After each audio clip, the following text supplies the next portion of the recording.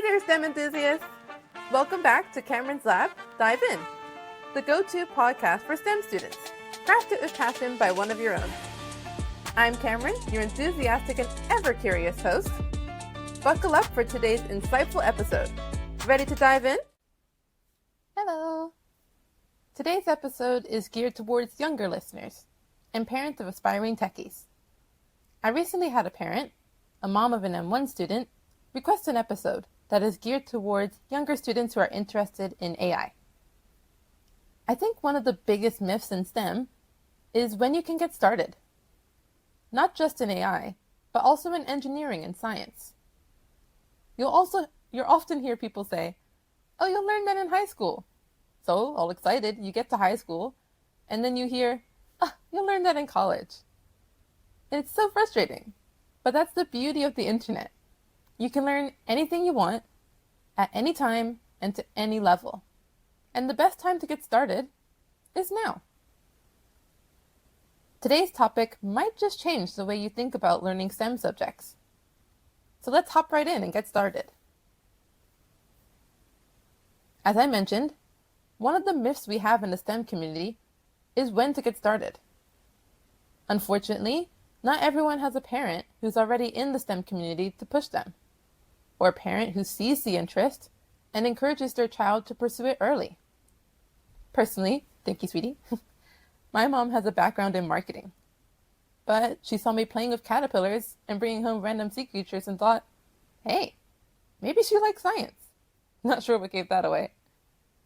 My grandpa, Kenya the Young, one of Bermuda's most well-known and respected trade unionist and plumber, would let me follow him around the house. He gave me my first screwdriver when I was 3 and got me to help him change the outlet covers. He also taught me how to use a computer and would play computer games with me. I'm so grateful to them for sparking my interest early and letting me pursue my curiosity. But for parents who want to get their children involved, or students who are already excited about technology, be encouraged. There are plenty of resources and people you can talk to. Quick plug, the Dive In interviews are a great way to get to know people in your field of interest. Whether that's AI, robotics, or another topic, there will be someone for you. Of course, I'm always taking suggestions, so if there's a field you'd like to hear from, let me know.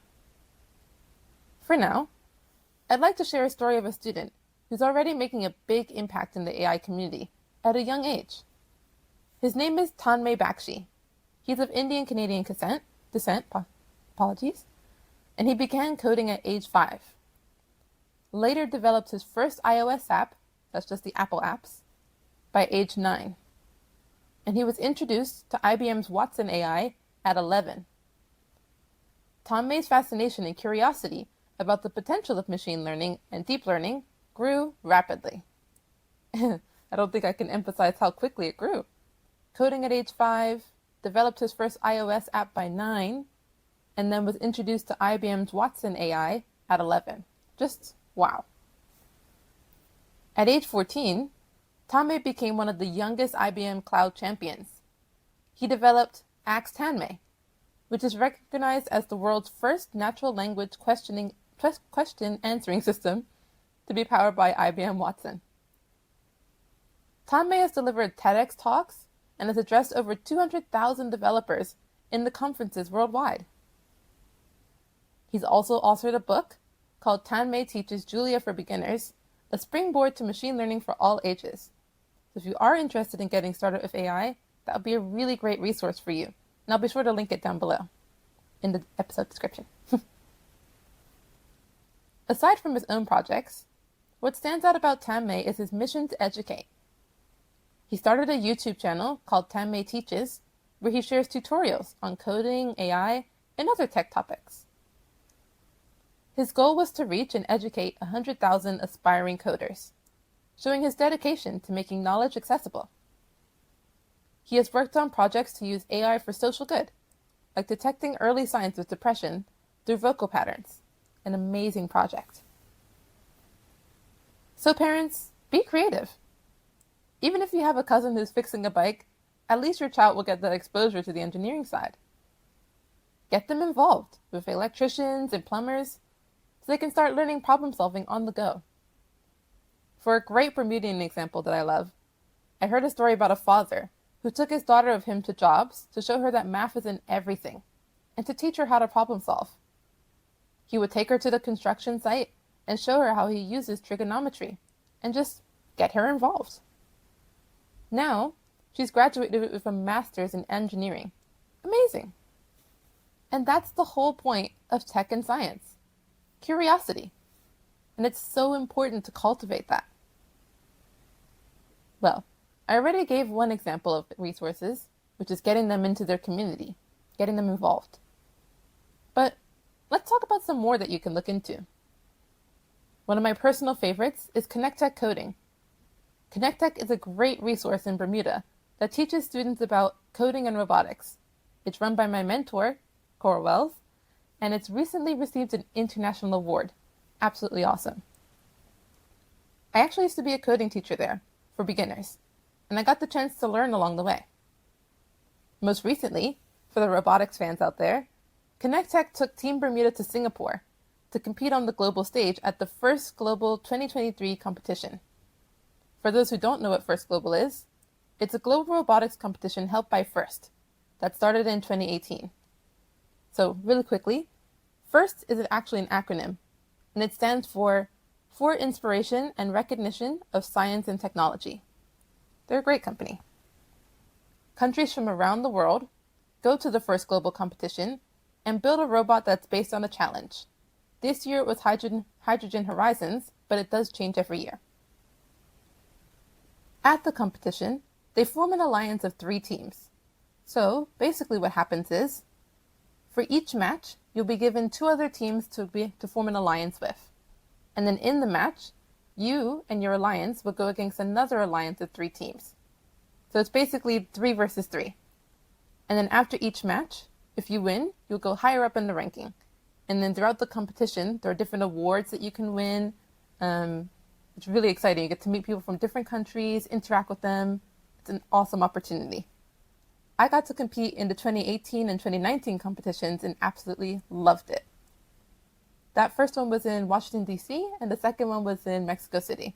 Hoping to go back one day and volunteer, but anyway, let's get back to the resources.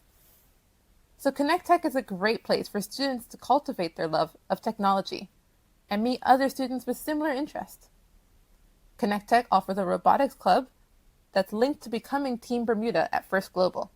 So, if you are interested in the First Global competition, be sure to head to ConnectTech and try to get involved in that robotics club. ConnectTech also offers after-school classes and camps. I believe they have a Christmas camp coming up, so be sure to head to their website for more information. I'll link it in the episode description below. Another great resource is Coursera. They have a course called AI for Everyone. While it's designed for all ages, its beginner-friendly approach makes complex concepts digestible. It's lovely. Students should also try Khan Academy, a tried and true resource for me. They offer introductory courses on computer programming and logic. So if you are interested in getting involved in AI, that'd be a great place to start. You can't get into AI without knowing a little bit of the computer programming. So be sure to check out Khan Academy. They also offer courses in math, physics, biology, and many other subjects. I would highly recommend it.